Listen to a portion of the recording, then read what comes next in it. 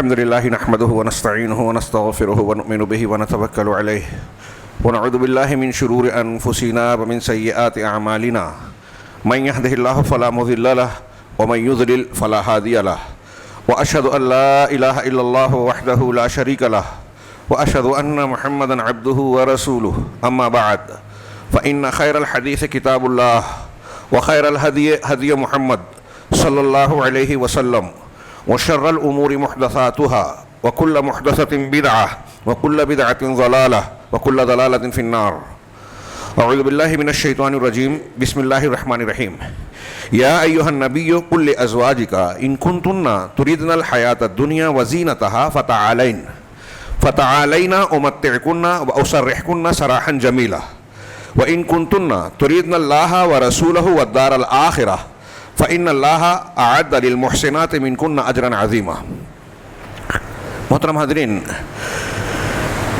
خطبہ مسنونہ کے بعد میں نے سورۃ الاحزاب کی ایک آیت آپ حضرات کے سامنے تلاوت کی. یہ آیت اور اس کے آگے کی مزید چند آیات اللہ کے نبی جناب محمد رسول اللہ صلی اللہ علیہ وسلم کو خطاب کر کے آپ کو اور آپ کی ازواج مطہرات کو کچھ تلقین کی گئی، احکامات دیے گئے، آداب اور اصول بتائے گئے.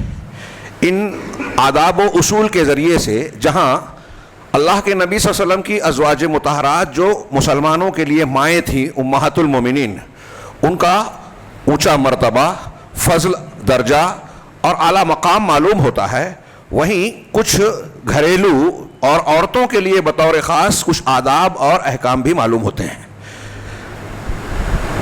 ہمارے اور آپ کے لیے کیسا ایک اسلامی گھر ہونا چاہیے، ایک مسلمان عورت کو کن آداب و اصول کا لحاظ کرنا چاہیے، اور خود اس کا ہمارا بھی اس سے تعلق ہے کہ ہم اپنے گھر کو کس راستے پر لے چلیں، کیسے لوگوں کی تربیت کریں. اس میں دروس و عبر کے بڑے سامان ہیں. اگر ان ہدایات اور احکامات کو بروئے کار لایا جائے، عمل میں لایا جائے، جیسا کہ عہد اول کی خواتین امہات المومنین اور مومن عورتیں، ان لوگوں نے اس کا لحاظ کیا تو اللہ رب العالمین نے شرف و عزت سے بخشا، ان کو بلندیاں عطا فرمائی، برکت و نصرت اور حفاظت کے سارے سامان مہیا فرمائے، اور ان کا مقام ہم جانتے ہیں. آج موجودہ حالات میں ان اصول و آداب کو پڑھنے کی بہت شدید ضرورت ہے. ہمیں اور آپ کو بھی سمجھنا ہوگا، اور ہماری ماؤں بہنوں کو، مسلم خواتین کو بھی اسے بہت اچھی طرح توجہ کے ساتھ سمجھنا چاہیے کہ یہ ہمارے پروردگار کے کلام سے احکامات بیان کیے گئے ہیں. اللہ رب العالمین ہمارا رب ہے، حکیم ہے، علیم و خبیر ہے. اس نے جو بھی احکامات دیے ہیں یہ ہمارا یقین ہونا چاہیے کہ اس میں سراسر ہمارا فائدہ ہے، سماج و معاشرے کا فائدہ ہے، گھر کا فائدہ ہے، انفرادی فائدہ ہے، دنیا میں بھی اور آخرت میں بھی. چنانچہ یہ جو آیت میں نے پڑھی اس کو آیت تخیر کہا جاتا ہے. ہم اس کی طرف آتے ہیں، بہت محدود وقت ہوتا ہے. آیت تخیر یعنی جس میں اللہ تعالیٰ نے نبی صلی اللہ علیہ وسلم کو حکم دے کر ان کی ازواج مطہرات کو اختیار دیا کہ اگر چاہتی ہو دنیا کی زیب و زینت، دنیا کی جو رنگینیاں چاہتی ہو تو تم اللہ کے نبی صلی اللہ علیہ وسلم سے کہہ دو اور آپ سے علیحدگی اختیار کر لو. اور اگر تم اللہ، رسول اور آخرت چاہتی ہو تو پھر جو تم میں سے نیک عمل والی ہوں گی ان کے لیے اللہ کے ہاں اجر عظیم ہے. یہ اختیار دیا کہ آپ ان سے پوچھ لیجئے جو آپ کے پاس رہنا چاہتی ہیں انہیں اس طرح رہنا ہے، اور جس کو یہ قبول نہیں ہے وہ اپنے طور سے اختیار رکھتی ہیں کہ علیحدگی اختیار کر لے. اس کی وجہ اور پس منظر یہ تھا کہ جب کچھ غزوات ہوئے، مال غنیمت اور کشادگی مسلمانوں کو حاصل ہوئی تو عام مسلمان گھرانوں میں کچھ فراوانی ہو گئی. پہلے بڑھئی کسب پرسی، معاشی طور سے انتہائی شدید تنگی، فاقہ کشی کی نوبت ہوا کرتی تھی. تھوڑی کشادگی جب آئی تو ازواج مطہرات نے بھی، امہات المومنین رضی اللہ عنہن نے نبی کریم صلی اللہ علیہ وسلم سے نان نفقہ اور اپنے گھر کے اخراجات میں کچھ اضافے کا مطالبہ کیا. اور یہ جب بار بار ہوا، نبی کریم صلی اللہ علیہ وسلم کی سادہ لوح طبیعت، سادگی پسند طبیعت نے اس کو گوارا نہیں کیا. آپ ناراض ہوئے اور آپ نے ناراض ہو کر 1 مہینے کے لیے اپنی بیویوں سے، امہات المومنین سے علیحدگی اختیار کر لی. قسم کھائی کہ ایک مہینے تک میں الگ رہوں گا. اس کو اصطلاح میں ایلا کہا جاتا ہے, یعنی قسم کھانا عورتوں سے علیحدگی کے لیے. چنانچہ یہ واقعہ ہوا اور اس پس منظر میں یہ آیتیں نازل ہوئی. ان کے معنی اور مفہوم پر نظر ڈالنے سے پہلے ایک واقعے کا تذکرہ کروں جو بخاری, مسلم اور دیگر کتب احادیث میں بڑی تفصیل کے ساتھ الفاظ کے کچھ فرق سے مروی ہے.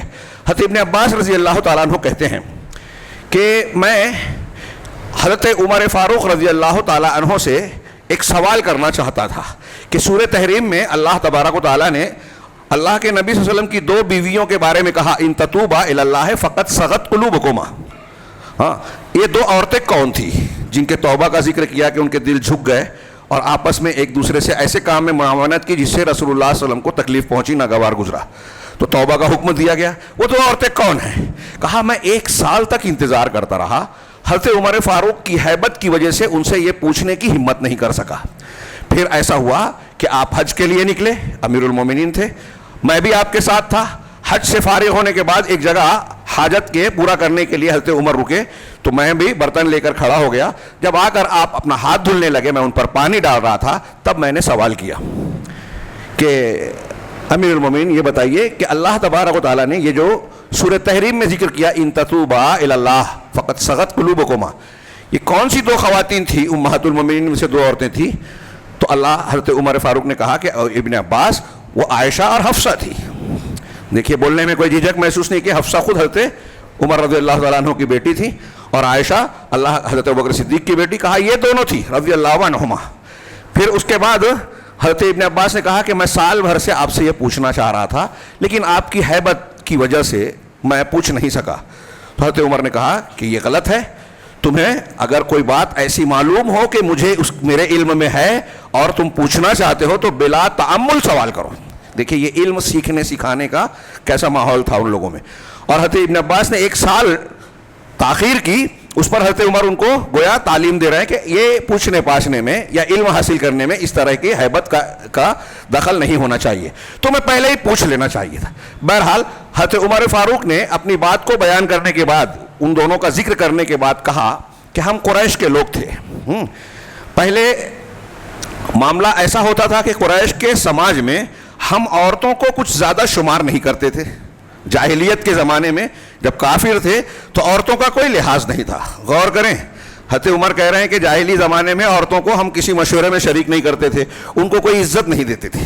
ہاں, تو کفار اور مشرکین کے یہاں عورتوں کی حقیقت میں عزت نہیں ہے. وہ آزادی نسواں کی بات کرتے ہیں, ہاں, اور بہت سارے پر رونق دعوے اور نعرے لگاتے ہیں, لیکن حقیقت میں ان کے یہاں عورتوں کے حقوق اور ان کی عزت کا پاس و لحاظ نہیں ہے جو اسلام میں ہے. چنانچہ حضرت عمر نے کہا کہ جاہلیت میں ہم عورتوں کو کچھ شمار نہیں کرتے تھے. پھر اللہ رب العالمین نے ان کے بارے میں جو احکامات نازل کیے وہ تم جانتے ہو.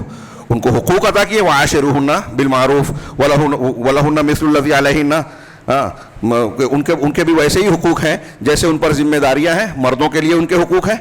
تو یہ ذمہ داریاں دی اور ان کے حقوق کو اللہ نے تقسیم کیا. لیکن ہم جب قریش میں اہل قریش رہتے تھے تو عورتوں کا ایک طریقے سے مردوں کا عورتوں پر غلبہ تھا. لیکن جب ہم مدینہ آ گئے تو یہاں ہم نے کچھ ایسے لوگوں کو دیکھا کہ یہاں عورتیں مردوں پر غالب آ رہی ہیں. ہاں, ایک دن ایسا ہی تھا کہ میں عوالی مدینہ میں, مدینہ کے اوپر بالائی حصے میں ایک بستی ہے جو اب تو مدینہ کا حصہ بن گیا ہے, تو عوالی مدینہ میں ایک جگہ میں اپنے کام میں مشغول تھا. کچھ باتیں آئی, جب بات کرنے لگا تو میری جاریہ بیوی یا وہ ایک لونڈی تھی, انہوں نے کچھ مشورہ دیا ان کی اہلیہ نے. تو حضرت عمر نے کہا کہ میرا جو کام ہے میں اپنا کام کر رہا ہوں, تمہارا اس سے تعلق نہیں ہے, اس میں تم کیسے بول رہی ہو؟ تو کہا تعجب ہے تم پر اے عمر بن خطاب, ہاں, تم ہمارے ساتھ ہاں اس پر جو ہے ناراضگی کا مظاہرہ کر رہے ہو, جبکہ اللہ کے نبی جناب محمد رسول اللہ صلی اللہ علیہ وسلم کے گھرانے کا یہ معاملہ ہے کہ آپ کے گھر میں آپ کی بیویاں آپ کو مشورہ دیتی ہیں اور ایسی باتیں کرتی ہیں جس سے خفا رہتی ہیں, بعض تو دن بھر سے رات تک خفا رہتی ہیں. یہ سن کر حضرت عمر گھبرا گئے, اٹھے اور فوراً اپنے لباس وباس کو درست کر کے پہنچے اپنی بیٹی حضرت حفصہ کے پاس اور پوچھا کہ کیا تم میں سے ایسا معاملہ ہے کہ تم اللہ کے رسول صلی اللہ علیہ وسلم سے جواب دیتی ہو, ناراضگی کا باعث بنتی ہو؟ تو کہا ہاں ایسا ہم ازواج مطہرات کے درمیان ہوتا ہے, اور بعض کا معاملہ تو ایسا ہوتا ہے کہ اللہ کے رسول صلی اللہ علیہ وسلم رات تک ان سے ناراض رہتے ہیں, خفا رہتے ہیں, سے وہ خفا رہتی ہیں. اللہ حضرت عمر نے کہا کہ کیا تم کو اس بات سے ڈر نہیں لگتا کہ اگر تم اللہ کے نبی صلی اللہ علیہ وسلم کو ناراض کر دو گی, تم خفا رہو گی, اگر اللہ کے نبی ناراض ہو گئے تو آپ کی ناراضگی کی وجہ سے اللہ تعالیٰ ناراض ہو جائے گا اور تم ہلاک ہو جاؤ گی. دیکھو تم اللہ کے نبی صلی اللہ علیہ وسلم کی ناراضگی قطعی نہ مول لینا, اور اگر تم کو دنیا کی کوئی بات چاہیے, کوئی چیز چاہیے تو مجھ سے مانگ لینا, آپ سے مطالبہ مت کرو زیادہ. اور ہاں دیکھو تم اس بات سے دھوکہ نہ کھانا کہ یہ جو خاتون ہے جس کا حسن اور اللہ کے نبی صلی اللہ علیہ وسلم کی چہیتی اور پسندیدہ ہیں, تم ان کے دھوکے میں نہ آ جانا کہ اس کی برابری کرنے لگو. مراد اشارہ حضرت عائشہ صدیقہ کی طرف تھا. چنانچہ وہاں سے نکل کر ایسی ہی بات کرنے حضرت ام سلمہ کے پاس پہنچے حضرت عمر. بعض روایتوں میں یہ وضاحت ہے کہ حضرت ام سلمہ سے بھی حضرت عمر کی رشتہ داری تھی, قرابت تھی. اس بنیاد پر کہا کہ میں وہاں بھی گیا, لیکن جیسے ہی میں نے ان سے سوال کیا تو وہ برہم ہو گئی. کہا عمر کیا تم ہر چیز میں دخل دو گی, یہاں تک کہ اب اللہ کے نبی صلی اللہ علیہ وسلم کے گھر والوں کے درمیان بھی تم باتیں کرو گے اور تم اپنا مشورہ دو گے. کہا انہوں نے مجھے توڑ دیا اور میں وہاں سے نکل گیا. یہ واقعہ ہو گیا. اس کے بعد کہا کہ حضرت عمر فاروق نے کہا کہ میں اور میرا ایک انصاری ساتھی, ہم لوگ رسول اللہ صلی اللہ علیہ وسلم کی مجلس میں باری باری حاضر ہوتے تھے. ایک دن وہ حاضر ہوتا, میں کام کرتا رزق معاش کی تلاش میں. ایک دن میں حاضر ہوتا, وہ مصروف رہتا. اور جس دن جو غیر حاضر رہتا, حاضر اس کو اللہ کے رسول صلی اللہ علیہ وسلم کی خبریں, حدیثیں جو وہ سنتا تھا بیان کر دے کہ تعلیم حاصل کرنے کا طریقہ کیسے کیا اس زمانے میں, کہ آج آپ رہنا اللہ کے رسول صلی اللہ علیہ وسلم کی خدمت میں, جو قرآن نازل ہو, جو واقعات ہوں, جو آپ بیان کریں, احکام, آداب, اسلام کی تعلیمات, وہ رات میں مجھے بتا دینا, میں نہیں رہوں گا تو, اور جب آپ نہیں رہو گے تو میں حاضر رہ کے آپ کو بتا دوں گا. کہا یہ معاملہ چل رہا تھا, اور اس درمیان غسانیوں کی طرف سے حملے کا ایک خطرہ ہم کو معلوم ہو رہا تھا. ایک دن ایسا ہوا کہ میرے انصاری ساتھی کی باری تھی, اچانک رات میں شام میں پہنچ کر جب میں گھر پہنچا, وہ تیزی سے دروازہ کھٹکھٹانے لگا, گھبرایا ہوا, اور کہا عمر باہر نکلو باہر نکلو. میں گھبرا گیا اور دروازہ کھول کر پوچھا, کہا کہ آج بہت بڑا حادثہ واقعہ پیش آ گیا. تو میں نے کہا کیا غسانی آ گئے, انہوں نے حملہ کیا؟ کہا نہیں, اس سے بھی بڑا معاملہ ہو گیا ہے. کہا وہ کیا معاملہ ہوا؟ کہا اللہ کے نبی صلی اللہ علیہ وسلم نے اپنی بیویوں کو طلاق دے دیا. تو کہا کہ میں گھبرا گیا, میں نے کپڑا لیا, پہنا, اور اس کے بعد بھاگ کر مسجد نبوی کی طرف گیا. بعض روایتوں میں وضاحت ہے کہ فجر کی نماز آپ کے ساتھ پڑھی, گویا فجر سے پہلے کی بات رہی ہوگی. فجر کی نماز آپ کے ساتھ پڑھی, اور اس کے بعد ابھی فارغ ہوئے تھے کہ نبی کریم صلی اللہ علیہ وسلم نماز سے فارغ ہو کر اپنے ایک حجرے میں, مشربہ کا لفظ ہے جس کو کچھ لوگوں نے کہا کہ جھروں کا گھر کے اوپری حصے میں, جیسے ہمارے یہاں مچان وغیرہ ہوتا ہے, ہاں بمبئی میں یوں کہہ لیجیے کہ وہ کیا کہتے ہیں اس کو, مالیہ, اس ٹائپ کا کچھ حصہ کمرہ بنا ہوا تھا. مشروبہ کا لفظ ہے حدیث میں. چنانچہ اللہ کے نبی صلی اللہ علیہ وسلم اس میں چلے گئے. کہا میں نے دیکھا کہ ممبر رسول کے پاس بیٹھ کر کچھ لوگ رو رہے ہیں. دوسری روایتوں میں کہ جب گئے تو رو رہے تھے. میں پہنچا آپ کے حجرے کے پاس, تو وہاں ایک غلام اسود موجود تھا. میں نے کہا کہ اللہ کے نبی صلی اللہ علیہ وسلم سے کہیے عمر فاروق کے لیے کہ عمر ہیں, اجازت چاہتے ہیں. وہ واپس لوٹے اور کہا کہ میں نے اللہ کے نبی صلی اللہ علیہ وسلم سے ذکر کیا, آپ نے کوئی جواب نہیں دیا, خاموشی اختیار کی. یہ واپس آ گئے. کہا میں ان لوگوں کے ساتھ آ کر بیٹھ گیا جو ممبر کے پاس بیٹھے رو رہے تھے. کہا پھر مجھ پر میرے جذبات کی غلبہ ہوا, پھر سے میں اٹھا اور پھر جا کے میں نے کہا کہ اجازت طلب کرو. تب بھی یہی جواب ملا. پھر ایسا ہی ہوا, تیسری مرتبہ جب گئے تب بھی یہی جواب دیا کہ میں نے ذکر کیا, آپ نے کوئی جواب نہیں دیا. پھر وہ واپس آنے لگے کہ غلام نے آواز دی عمر فاروق کو, پکارا اور کہا کہ اللہ کے رسول صلی اللہ علیہ وسلم نے آپ کو اجازت دے دی. حضرت عمر فاروق رضی اللہ عنہ کہتے ہیں کہ میں آیا اور آپ کے اوپری حصے پر, جو اوپر میں کمرہ بنا ہوا تھا, اس پر چڑھا سیڑھی سے, ہاں, اور چڑھ کر میں کھڑا ہی تھا, ہاں, آپ کی طرف دیکھا. نبی کریم صلی اللہ علیہ وسلم ایک چٹائی پر, صرف چٹائی اور آپ کے بیچ میں کچھ بھی نہیں تھا, لیٹے ہوئے تھے. اوپر کا حصہ مطلب آپ کے بدن جو ہے اس پر چٹائی کے نشانات تھے, لگ رہے تھے, یعنی پیٹھ کھلی ہوئی تھی, اور آپ صلی اللہ علیہ وسلم لیٹے ہوئے ہیں, اور ایک چمڑے کا تکیہ آپ کے سر کے نیچے ہے جس میں چمڑے, اس کے اندر درختوں کے پتے بھرے ہوئے تھے. کہا میں نے آپ کو دیکھا اور گھر میں جو ہے صرف 2-3 چمڑے کے سامان تھے اور کچھ بھی نہیں تھا اوپر کے حصے میں. میں نے سب سے پہلے سوال کیا کہ اللہ کے رسول, میں یہ پوچھنا چاہتا ہوں کہ کیا آپ نے اپنی بیویوں کو طلاق دے دیا؟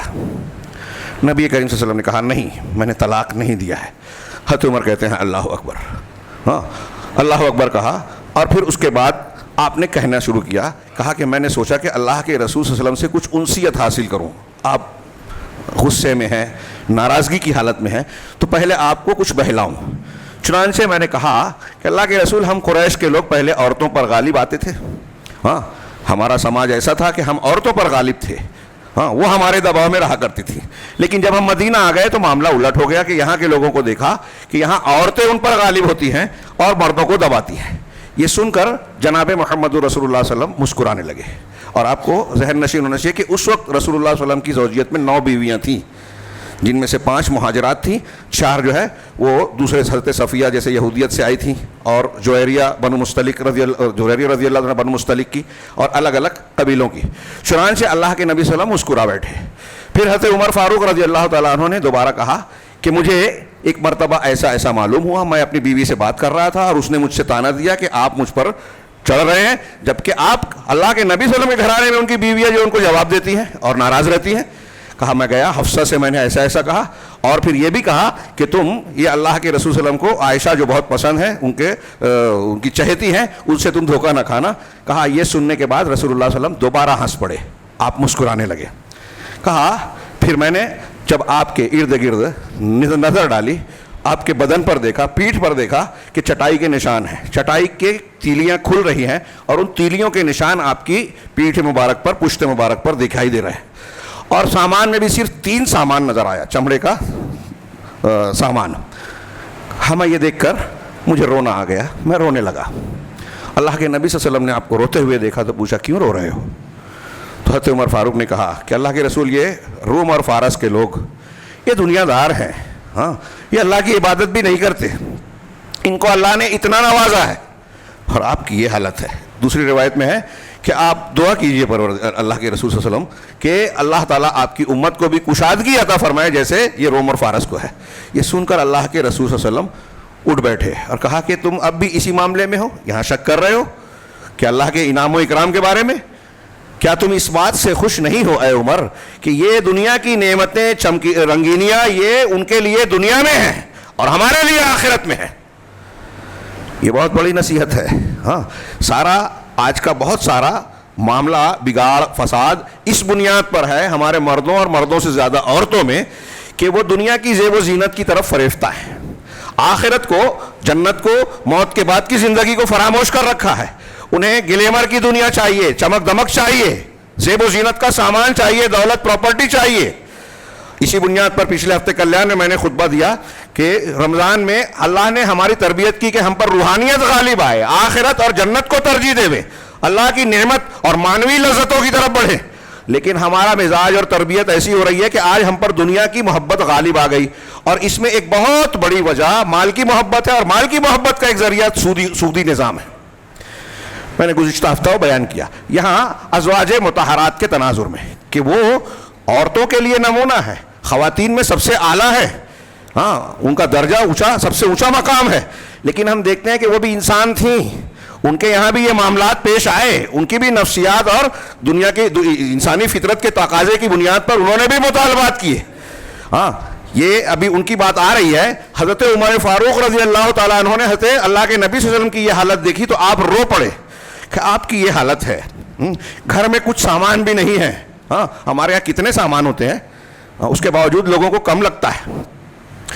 آپ کتنے واقعات پڑھتے ہیں کہ ایک مہمان آ رہا ہے, سائل آ رہا ہے, اللہ کے نبی صلی اللہ علیہ وسلم پوچھ رہے ہیں گھر میں کچھ ہے, کھانے کے لیے کچھ نہیں. حضرت عائشہ کے پاس وہ عورت اب 2 بچیوں کو لے کے آئی, بھوکے ہیں, 3 کھجوریں ٹوٹل گھر میں ہیں, تینوں دے دیا. تھوڑی دیر کے لیے یہ سوچئے کہ یہ کیا یہ کہانیاں ہیں, وہ لوگ کیسے تھے, ہاں ان کا اخلاق, کردار, ان کی قربانیاں, آخرت کو ترجیح دینا, اجر و ثواب کے حصول کا جذبہ, وہ ہمارے درمیان کوئی پرسنٹ میں پایا جاتا ہے؟ کیا اتنا غریب کوئی ہے ہمارے یہاں کہ اس کے گھر میں صرف 3 کھجوریں ہوں؟ اور پھر 3 تو ہیں, کوئی سائل, کوئی ضرورت مند آ گیا تو وہ تینوں اٹھا کر بھی دے دیا, یہ نہیں سوچا کہ ہم کیا کھائیں گے. اللہ پر توکل اور بھروسہ. اور اللہ تبارک و تعالیٰ نے یہاں ایک نقطہ میں یہ بھی بیان کرنا چاہتا ہوں کہ مالی طور سے اگر ہم کمزور ہیں, غربت و افلاس کے شکار ہیں, گھر میں تنگی ہے, تنگ دستی ہے, یہ اس بات کی دلیل نہیں ہے کہ اللہ ہم سے ناراض ہے. آج دنیا میں بہت سارے لوگ یہی سمجھتے ہیں, قرآن و حدیث کے دروس کو سننے کے باوجود ان کے دماغ میں یہی بیٹھا ہوا رہتا ہے کہ جو مالدار ہے وہ اللہ کا بڑا برگزیدہ بندہ ہے، دولت مند ہے تو گویا اللہ تعالیٰ اس کو چاہتا ہے۔ میں نے بارہا یہ بات کہی ہے کہ اگر یہ معیار صحیح مان لیا جائے تو یہ ماننا پڑے گا کہ فرعون سے اللہ کو محبت تھی، موسیٰ علیہ السلام سے نہیں تھی۔ فرعون کا درجہ اونچا ماننا پڑے گا، موسیٰ علیہ السلام کا نیچا ماننا پڑے گا۔ ہم میں سے کوئی نہیں مانتا اور نہ مان سکتا ہے، مانے گا تو ایمان ہی سے ہاتھ دھو بیٹھے گا۔ ہاں، حضرت موسیٰ علیہ السلام اور فرعون کے مقابلہ دیکھیے، دنیاوی اعتبار سے، طاقت و قوت کے اعتبار سے، ظاہری اسباب کے اعتبار سے کون طاقتور تھا؟ کس کو زیادہ وسائل حاصل تھے؟ فرعون کو۔ لیکن ہم اس سے یہ نہیں مانتے کہ فرعون اللہ کا برگزیدہ ہے۔ یہ اللہ کی آزمائش اور امتحان اور اس کی حکمت و مصلحت کے تقاضوں کی بنیاد پر اللہ کے فیصلے ہوتے ہیں۔ اللہ کے نبی صلی اللہ علیہ وسلم سید المرسلین ہیں، رحمت للعالمین ہیں، آپ کا مقام سب سے اونچا مخلوق میں۔ لیکن عمر فاروق کہہ رہے ہیں کہ میں نے دیکھا آپ کی پیٹھ پر چٹائی کے نشان ہیں۔ اتنا غریب کون ہے آج ہمارے ہاں؟ گھر میں صرف 3 سامان، اور جس بات پر ناراض ہیں وہ کیا ہے کہ ہماری بیویاں ازواج مطہرات دنیاوی نان نفقے کا، خرچے پانی میں اضافے کا مطالبہ کر رہی ہیں۔ یہ ناپسندیدہ بات ہے ایک مومنہ خاتون اور خاص طور سے نبی کے گھرانے میں۔ چنانچہ اللہ کے نبی صلی اللہ علیہ وسلم نے 1 مہینے کے لیے علیحدگی اختیار کی۔ ہاں، حضرت عمر فاروق نے جب یہ سنا کہ آپ کا یہ معاملہ ہے، آپ نے وہ تسلی دی، اور پھر اس کے بعد عمر فاروق رضی اللہ تعالیٰ عنہ کہتے ہیں کہ میں نے نبی کریم صلی اللہ علیہ وسلم سے کہنے کے بعد ازواج مطہرات کو تلقین کرنے کی کوشش کی، سمجھانے کی، اور پھر اس کے بعد اللہ تبارک و تعالیٰ نے قرآن کی یہ آیت نازل فرمائی جو میں نے پڑھی، آیت تخیر جس کو کہتے ہیں، کیا؟ یا ایھا النبی قل لازواجک، اے نبی اپنی بیویوں سے کہہ دیجئے، ہاں، ان کنتن تردن الحیات الدنیا وزینتہا، اگر تم دنیا کی زندگی چاہتی ہو اور اس کی زیب و زینت، چمک دمک چاہتی ہو، ہاں، تو فتعالینا، تو آؤ، امتعکن، میں تم کو کچھ فائدہ دے دوں۔ طلاق دینے کے لیے جب کوئی چیز دینی ہے تو اس کو متعہ کہتے ہیں، یعنی فائدے کی چیز، تو کچھ دے دلا دوں۔ وَأُسَرِّحْكُنَّ سَرَاحًا جَمِيلًا، اور اچھی طریقے سے تم کو الگ کر دوں، مطلب بغیر کسی لڑائی جھگڑے کے، بغیر کسی ناراضگی کے۔ تم اگر دنیا کی زندگی چاہتی ہو اور یہ خشک زندگی یا تنگی اور امتحان کے حالات تم کو پسند نہیں ہیں اگر، تو ٹھیک ہے، تم الگ راستہ اختیار کر لو، تم کو اختیار ہے، چاہو تو تم مجھ سے طلاق لے لو اور اپنی زندگی جیسی چاہتی ہو ویسی گزارو، ہاں، میں تم کو اس کا اختیار دیتا ہوں، تو کچھ دے دلا دوں اور اچھے ڈھنگ سے تم کو الگ کر دوں۔ فتعالینا امتعکن واسرحکن سراحا جمیلا وان کنتن تردن اللہ ورسولہ، اور اگر تم اللہ کو اور اس کے رسول کو چاہتی ہو، والدار الآخرہ، اور دار آخرت کو، ہاں، یہ نساء النبی یعنی امہات المومنین سے پوچھا جا رہا ہے، اختیار دیا جا رہا ہے کہ اگر تم اللہ کو چاہتی ہو، رسول کو چاہتی ہو، ترجیح دیتی ہو اور آخرت چاہتی ہو، تو کیا ہے، فإن اللہ اعد للمحسنات منکن اجرا عظیما، تو تم میں جو احسان کرنے والی، بھلائی کرنے والیاں ہیں، صرف اس لیے نہیں کہا، یہاں شیخ عبد الرحمن بن ناصر السعدی نے کہا کہ دیکھیے اللہ کے رسول کہہ رہے ہیں ازواج مطہرات کے بارے میں کہ محسنات، یہ نہیں کہا کہ اس لیے کہ نبی کی بیوی ہو، نبی کی بیوی ہو اس لیے تم کو اونچا مقام ملے گا، نہیں، محسنات کی شرط رکھی، مطلب یہ کہ تم کو احسان کرنا ہوگا، ایمان و عقیدے میں ایسا رویہ اختیار کرنا ہوگا جو شریعت کے اعتبار سے نیکی، احسان اور بھلائی کے درجے تک پہنچائے۔ تو تم میں سے جو محسنات ہوں گی ان کے لیے بہت عظیم اجر اللہ رب العالمین کہہ رہا ہے کہ اللہ نے تیار کر رکھا ہے۔ اگر تم نیک صالح ہو تو زبردست اجر اور مقام ہے، اور اگر دنیا چاہتی ہو تو علیحدگی اختیار کر لو۔ ہاں، نبی کریم صلی اللہ علیہ وسلم نے قسم کھائی تھی کہ مہینے بھر کے لیے میں علیحدگی اختیار کر رہا ہوں۔ 29 دن ہوا، آپ اس آیت کے نازل ہونے کے بعد 29ویں دن آپ 29 دن پورا ہونے پر اترے، اور سب سے پہلے ام المومنین حضرت عائشہ صدیقہ رضی اللہ تعالی عنہا کے پاس گئے۔ جو حضرت عمر کا واقعہ بیان کیا اس میں بھی اس بات کا ذکر ہے، ہاں، جو میں بیان کر رہا ہوں۔ چنانچہ حضرت عائشہ سے آپ نے کہا، ہاں، کہ اے عائشہ، چونکہ بظاہر معلوم ہوتا ہے کہ اس دن انہی کے یہاں باری تھی، آپ نے پوچھا بھی کہ آپ نے کہا تھا 1 مہینہ، یہ تو 30 دن ہو گیا، 29 ہی دن ہوا ہے، تو آپ 29 دن پہ آ رہے ہیں، کہا مہینہ 29 دن کا بھی ہوتا ہے۔ اس پر روافظ ہاں حضرت عائشہ پر الزام لگاتے کہ دیکھو ناراضگی کے بعد شوہر آ رہا ہے تو کہہ رہے ہیں کہ 29 دن ہوا کیوں چلے آئے, لہجہ تبدیل کر دیا, حضرت عائشہ پر الزام دیا, جبکہ یہ ایک علمی سوال تھا. اس سے پہلے یہ سمجھا جاتا تھا, اور پھر آگے کا سیاق و سباق بھی بتا رہا ہے کہ حضرت عائشہ صدیقہ رضی اللہ تعالیٰ عنہ اپنے معاملے پر نادم ہے, اور پھر آگے کا جو جواب اور سوال ہے وہ بھی ملاحظہ فرمائیں. اللہ کے نبی صلی اللہ علیہ وسلم نے کہا کہ میں تمہیں اختیار دیتا ہوں, اور دیکھو تم کوئی جواب دینے سے پہلے اپنے والدین سے مشورہ کر لینا. پھر یہ آیت پڑھی اور کہا کہ اگر تم دنیا چاہتی ہو تو علیحدگی اختیار کر لو کچھ لے دے کر, اور اگر اللہ رسول اور آخرت چاہتی ہو تو پھر تم میں جو نیک ہے وہ ان کا بہت زبردست مقام اور اجر و ثواب ہے. یہ ان کے مقام کا ذکر بھی ہو رہا ہے, ان کے درجے کا بھی ذکر ہو رہا ہے.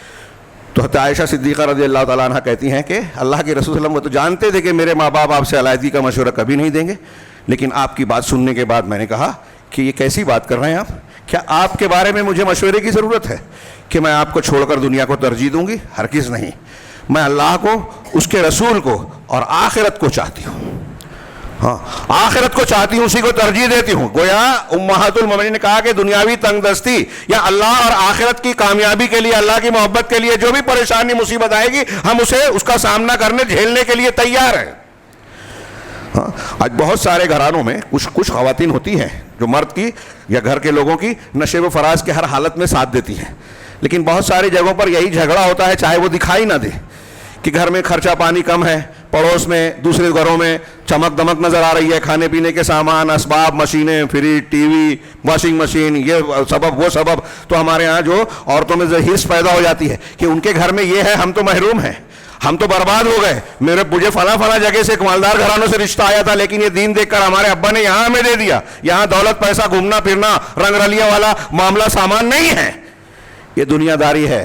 آپ تفریح کے مقامات پر جائیں, دنیا داری کا غلبہ ہوتا ہے. ہاں آپ مسجدوں میں جائیں, نیک مقامات پہ جائیں, وہاں کیا ہوتا ہے. آگے اس سلسلے میں بہت قیمتی ہدایات ہیں لیکن اس کا موقع نہیں ہے, میں صرف ترجمہ کروں گا. اللہ تبارک و تعالیٰ نے ان میں سے اس کے بعد کہا کہ یہ آیت تخیر کے سلسلے میں کئی فوائد عبد الرحمن بن ناصر السعدی وغیرہ نے بیان کیے کہ اس سے اللہ کے رسول صلی اللہ علیہ وسلم اور آپ کے گھرانے پر رسول اللہ صلی اللہ علیہ وسلم کی اللہ کی خصوصی توجہ معلوم ہوتی ہے, ان کے درجات کی بلندی معلوم ہوتی ہے.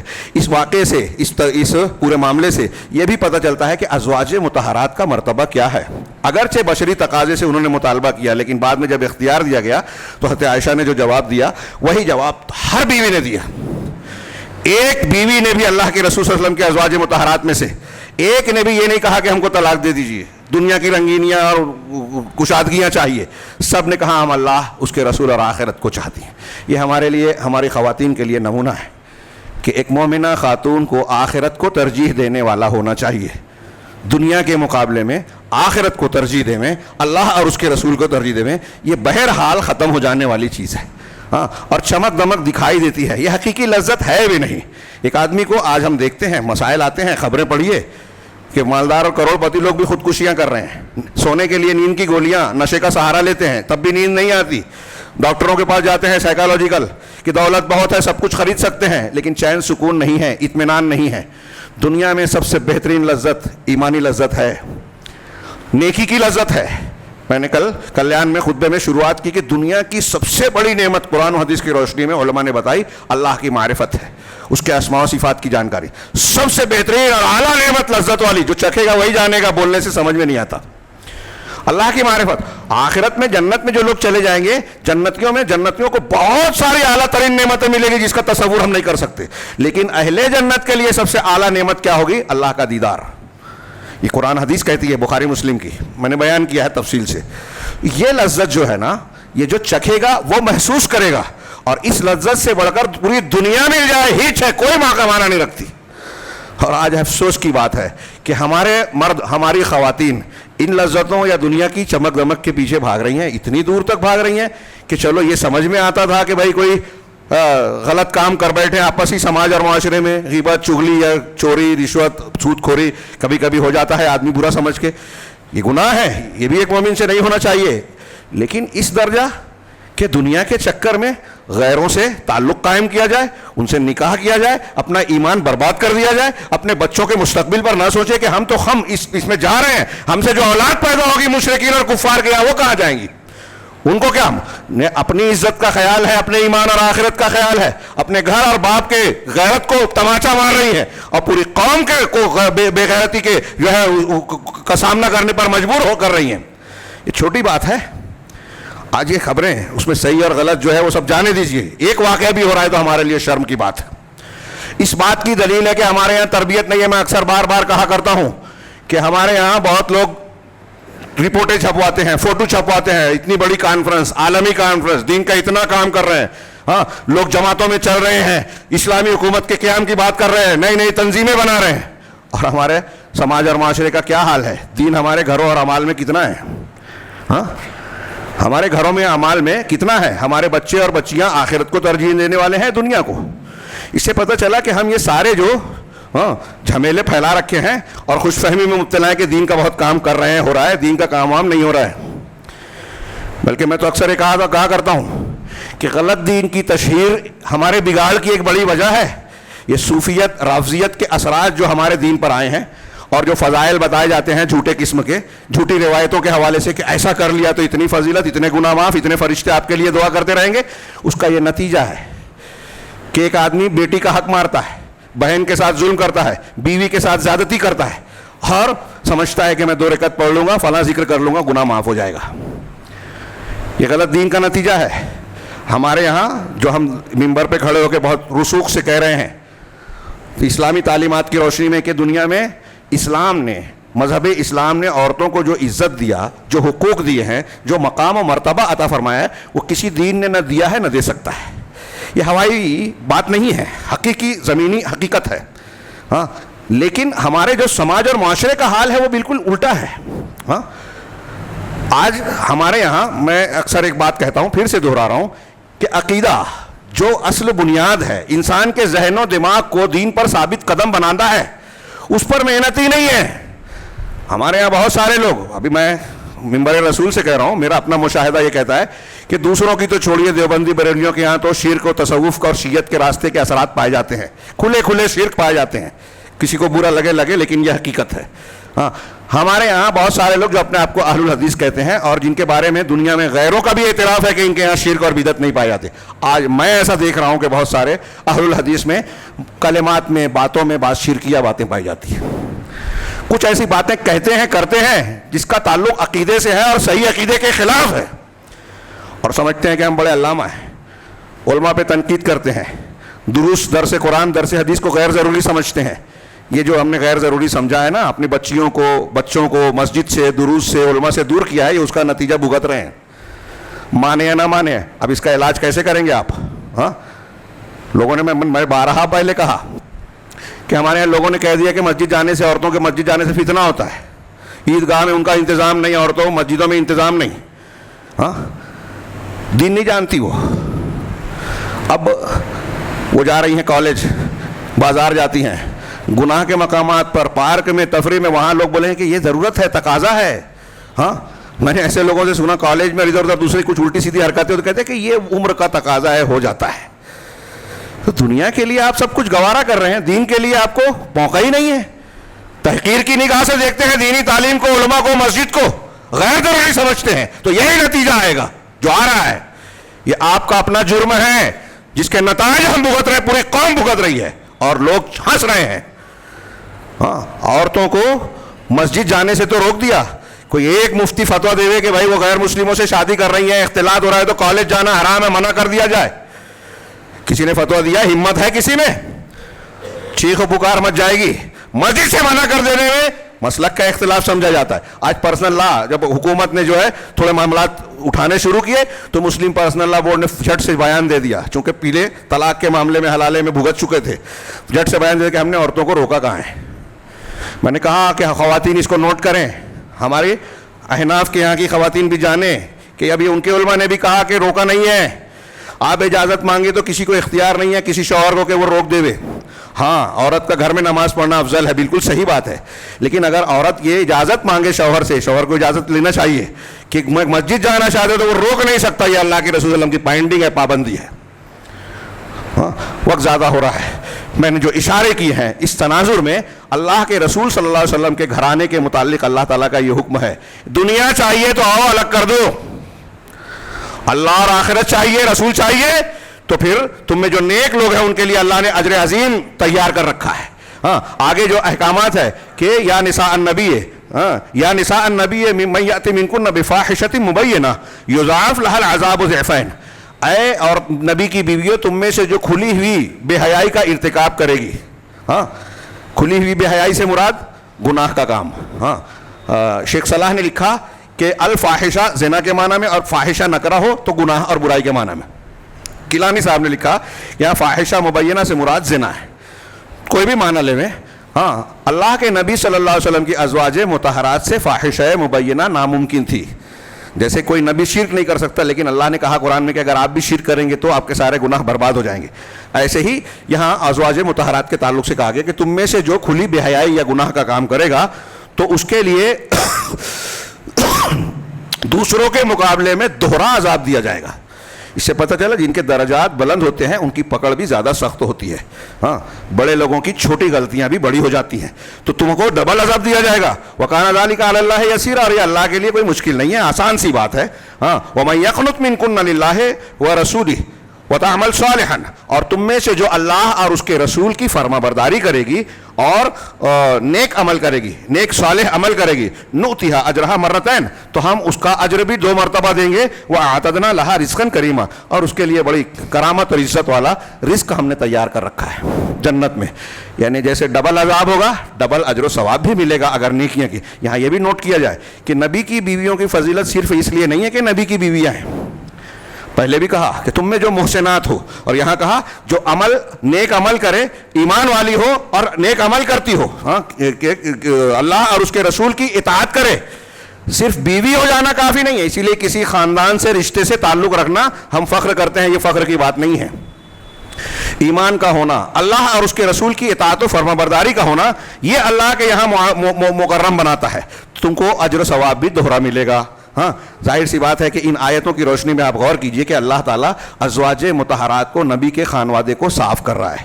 یہ بتا رہا ہے کہ ان کا مقام سب سے اونچا ہے, اور آپ کو ان کو تمام ایسی چیزوں سے پاک کرنا مقصود ہے جو ان کے مقام بلند کے خلاف ہو, منافی ہوں. اگلی آیت میں ہے یا نساء النبی لستن کاحد من النساء, اے نبی کی بیویوں تم عام عورتوں کی طرح, دوسری عورتوں کی طرح نہیں ہو. ان اتقیتن فلا تخضعن بالقول. اب یہاں سے جو آیتیں ہیں میں صرف ترجمہ کر پاؤں گا, ان کو ایک ایک جملے کو ایک ایک خطبہ دینا چاہیے, اور خواتین کو اسے سمجھنا چاہیے کہ ان میں جو آداب بتائے جا رہے ہیں اگر ان آداب کو ہم سماج اور معاشرے میں اختیار کریں تو زنا, بدکاری, وہ ارتداد تو بہت دور کی بات ہے, غیروں سے تعلق, ہاں ہمارے سماج اور معاشرے میں بھی پاکیزگی پھلے گی پھولے گی.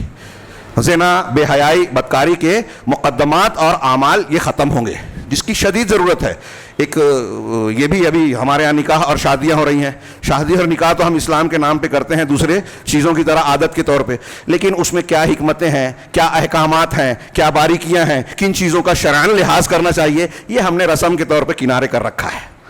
ہاں موقع رہا تو ہم اس پر بھی تفصیل سے گفتگو کریں گے. آج ان احکاموں مسائل کی جانکاری اور پھر اس کو اپنی زندگی میں نافذ کرنے کی کوشش کرنا, اس کی بڑی شدید ضرورت ہے.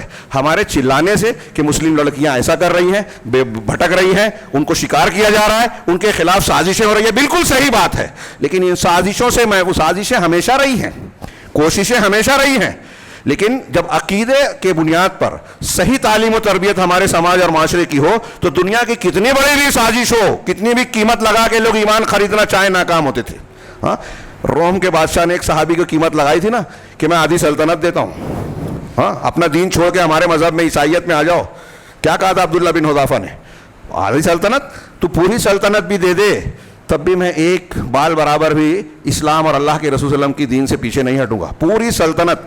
یہ وہ جانتے تھے کہ یہ صحابی رسول ہے تو ان کی ایمان کتنا قیمتی ہے, اور پوری سلطنت بھی ان کو خرید نہیں پاتی تھی, اور ہم ٹکوں میں بکتے ہیں. ہماری بچیاں کون سی چیز دیکھ کر جا رہی ہیں, کس بنیاد پر جا رہی ہیں, یہ ہم کو محاسبہ کرنا چاہیے. پہلی بات تو تربیت, دوسرے ہمارے سماج اور معاشرے میں کیا ظلم اور زیادتیاں ہو رہی ہیں, اس پہ کوئی سننے کے لیے تیار ہی نہیں ہے. ایک آدمی دین کا ڈنڈورا پیٹ رہا ہے, فضائل بیان کر رہا ہے, لیکن بہن اور بیٹی کے حق کو دبا کر رکھا ہے, وہ رو رہی ہے, لوگوں کے پاس جا رہی ہے, کوئی سننے کو تیار نہیں. ہاں ایسے میں اگر کوئی سبز باغ دکھاتا ہے کہ آپ ہمارے یہاں ہیں, ہم عزت دیں گے, ہاں آپ کو جو ہے بہت کچھ دیں گے. اسلام مسلمانوں میں سوتنوں کی ضرورت ہے, یہاں سوتن کا مسئلہ ہی نہیں ہے. ہاں سوتن کا نہیں, صحیح ناجائز تعلقات وہاں دسیوں بیسیوں کے ہوتے ہیں, نشے کا معاملہ بہت عام ہوتا ہے, عورتوں کو مارنا ٹھوکنا بہت عام ہوتا ہے, خریدا بیچا جاتا ہے, اور نہ جانے کیا کیا ہوتا ہے وہاں. ان کے مذہب کی تعلیمات دیکھیے کیا کیا ہے کہ شوہر کو اونچا مقام سیٹ کے پاس دلانا ہے تو نچلی ذات کا آدمی اونچی ذات کے آدمی کے نچلے ذات کے آدمی کی بیوی اونچی ذات کے آدمی کے بیوی کے سیٹ کے بستر کو گرم کر دیتے ہیں, اس کے لیے پنیہ کی بات ہے. یہ ان کے مذہب میں منوسمرتی میں ہے. ایسی اور تعلیمات پڑھیں گے تو حیرت زدہ ہو جائیں گے وہاں عورت کو کیا رکھا گیا ہے. ان کی تعلیم کے حساب سے تو شوہر مر جائے تو عورت کو ستی ہو جانا چاہیے. ایسے دین اور مذہب کے لوگوں میں ہماری خواتین جائیں, یہ ماتم کا مقام ہے, حیرت کی بات ہے. ابھی چھوڑیے شریعت کی تعلیم, عقلاً بھی یہ بات سمجھ میں آنے کے لائق نہیں ہے کہ عقل و شعور کا فتویٰ اگر غور کریں دیکھیں اور حالات کا جائزہ لیں تو کتنی بڑی حماقت ہے کہ جہاں اگر زیادتیاں بھی ہو رہی ہیں نا مسلم معاشرے میں, تب بھی یہاں کی عورتوں کو ایسے بہت سے حقوق اور عزت حاصل ہے جو وہاں حاصل نہیں ہے. خیر, یہاں میں اس آیت کو پوری کروں. اللہ نے فرمایا کہ اگر تم تقوی اختیار کرو, اگر تم نے تقوی اختیار کیا اور اختیار کرتی ہو, فلا تخضعن بالقول, تو نرم گفتگو نہ کرو. یہ عورتوں کو ادب بتایا گیا, اور علماء نے کہا کہ دیکھیے عورتوں میں تقوی کی شان یہ ہونی چاہیے, اگر آپ کے اندر تقوی ہے تو غیر مردوں سے بات کرتے ہوئے نرم لہجہ نہ اختیار کریں, ایسا جس میں اللہ نے کہا فیطمع الذی فی قلبہ مرض, کہ وہ آدمی غلط امید اور توقع لگا بیٹھے جس کے دل میں روگ ہے. ایک آدمی کے دل میں گندگی ہے, برائی کا خیال ہے, تو تم عورتوں ایسی بات مت کرو اس سے کہ وہ تم سے غلط امید لگا دے, ہاں کہ وہ دھوکہ کھا جائے کہ یہ میری طرف جھکاؤ رکھتی ہے یا اس طرح کا کوئی معاملہ ہے. فیطمع الذی فی قلبہ مرض وقلنا قولا معروفا, اور معروف اور اچھی باتیں کہو, نرمی سے جائز باتیں, اچھی باتیں, ایسی باتیں جس سے غلط فہمی ہو یا راستہ ملے گناہ کو, ایسی باتیں نہ کرو. دیکھیں گفتگو میں عورتوں کو لحاظ رکھا جائے, اس تعلیم سے تعلیم مل رہی ہے. ازواج مطہرات کے ساتھ مسلم عورتوں کو بھی گویا یہ تعلیم دی جا رہی ہے کہ تقوی کا راستہ اختیار کیا جائے. پھر آگے کہا وقرن فی بیوتکن, اور اپنے گھروں میں قرار پکڑو, گھروں میں ٹھہری رہو. یہ عورتوں کی حفاظت ہے. ہاں, اور گھر سے نکلنا ہے شرعی آداب کے ساتھ, اصول و ضابطوں کے ساتھ, اور نکل رہی ہیں تو آپ کو اس کی نگرانی کرنی ہے. اب تو گھر میں ہمارے یہاں موبائل ہے, گھر میں رہ کر جو ہے وہ پوری دنیا گھومتی ہیں, گندی چیزیں, گندے تعلقات, ناجائز روابط موبائل پہ کر سکتی ہیں. تو آپ کو ہم کو نگرانی کرنی ہے کہ گھروں میں ٹھہری رہیں. ہاں, وَلَا تَبَرَّجْنَا تَبَرُّجَ الْجَاهِلِيَّةِ الْأُولَىٰ, یہ کسی کی نگرانی سے پہلے خود ان کی اگر ہم تربیت کر دیں تو وہ اللہ کا ڈر جب ہوگا, تقوی ہوگا, تو یہ خود بخود رکیں گی. اللہ نے کہا کہ گھروں کو قرار پکڑیں اور جاہلیت اولا, پچھلی جاہلیت کی طرح اپنی زیب و زینت کا, بناؤ سنگھار کا مظاہرہ نہ کریں. زیب و زینت کا, بناؤ سنگھار کا مظاہرہ کرنا اللہ نے جاہلیت اولا کہا ہے, جہالت کہا ہے. آج بھی اگر کوئی فیشن والی خوبصورتی اور بناؤ سنگار اور فیشن کا مظاہرہ کرتی ہے کوئی عورت اغیار کے سامنے, تو اس کو جاہلیت کہا جائے گا. وہ کتنا بھی بڑا ہے, وہ سمجھ رہے ہیں کہ بہت نئے قسم کے فیشن کے اسباب ہیں اور نئے نئے نام جو آ رہے ہیں. ہاں, فیشن شو کے ذریعے سے جس کی تشہیر کی جاتی ہے, بہت بڑی منڈیاں اور انڈسٹریاں چل رہی ہیں, اس سے کاروبار چل رہا ہے, عورتوں کو بیوقوف بنایا جاتا ہے, ان کی زیب و زینت کے بہت سارے سامان بن رہے ہیں اور مہنگے مہنگے, اور اس میں بہت سی ناجائز چیزوں کا استعمال. تو ان کا مظاہرہ کتنا بھی مہنگا ہو, یہ جاہلیت ہے قرآن کے اعتبار سے. ہاں, واقمنا الصلاۃ, اور نمازیں قائم کرو, وآتینا الزکوٰۃ, اور زکوٰۃ ادا کرو, وأطیعنا اللہ ورسولہ, اور اللہ اور اس کے رسول کی اطاعت کرتی رہو. ہاں, عورتوں سے کہا جا رہا ہے ہاں اگر تقوی ہے تو, انما یرید اللہ لیذھب عنکم الرجس اہل البیت ویطہرکم تطہیرا, اللہ تعالیٰ چاہتا ہے کہ اے اہل بیت, یعنی اللہ کے رسول کے گھر والیوں. اب یہاں وقت زیادہ ہو چکا ہے, یہاں ایک بحث یہ تھی کہ اہل بیت کون سے ہیں. ہاں, روافظ کہتے ہیں کہ یہاں سورہ احزاب کے بارے میں ان کی کتابوں میں لکھا ہوا ہے کہ سورہ احزاب سورہ بقرہ سے بڑی تھی, اس میں اہل بیت کے فضائل تھے. حضرت ابو بکر اور عمر نے, عثمان نے کٹوا دیا. انا للہ و انا الیہ راجعون, یہ ان کی یہاں کتاب ہے, آپ کے سامنے مانے نہ مانے تقیہ کریں. اور وہ کہتے ہیں اہل بیت سے یہ ازواج مطہرات باہر ہیں. حضرت عائشہ, حضرت حفصہ اور دیگر ازواج کو کہتے ہیں اہل بیت میں نہیں ہے, یہاں خطاب ازواج مطہرات سے ہے.